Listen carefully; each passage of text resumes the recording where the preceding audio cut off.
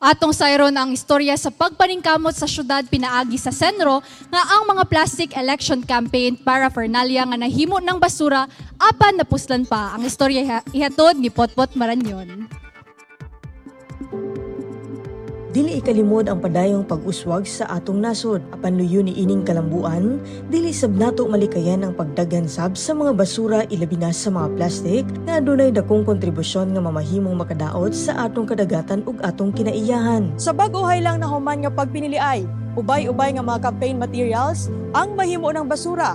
Apan natong tan-awon ang pagpaningkamot sa City Environment and Natural Resources kauban ng usa ka pribado nga ahensya nga ang basura ato pang mapuslan.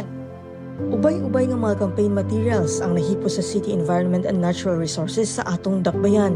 Matud pa ni Engineer Lacandiwa Orculio, ang labaw sa Environmental Waste and Management Division sa Senro, 17 ka mga load sa truck ang nahakot sa ilang buhatan nga mga plastic campaign materials atol sa ilang operation baklas. Ug tungod nagpagula ang lokal nga panggamhanan og Executive Order No. 6 Series of 2025, diin subling ginadili ang paglabay sa mga campaign materials sa mga garbage bins o collection points ug kinahanglan kini nga i-recycle ug dadon sa mga recycling facility.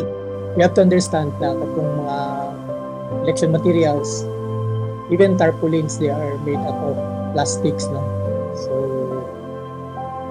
yung magutag plastic, they are sourced from fossil fuels, petroleum to be exact, and they are considered non-renewable source.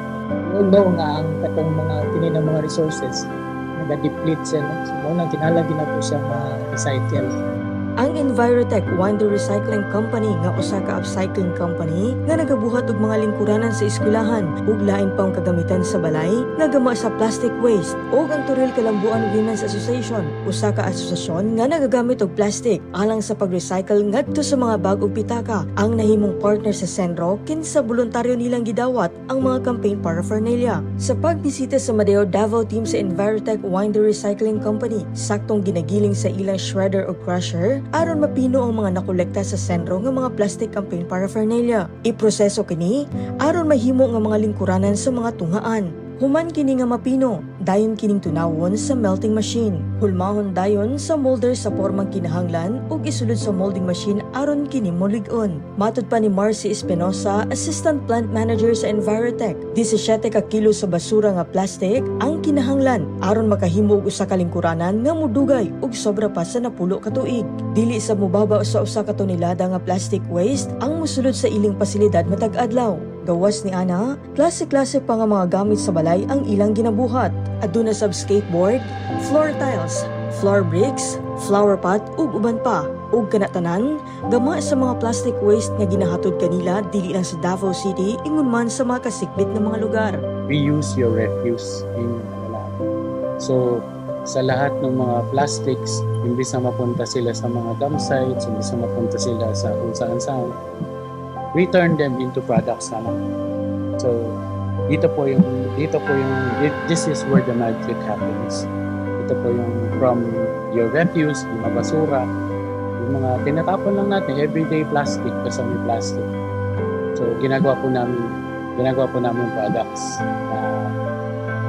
for sustainability, for our environment. Ang ilang advokasya, dili lang magatabang sa pagpunhod sa basura, magatabang sab sa katawhan sa paghatab sa ilang pangminabuhian.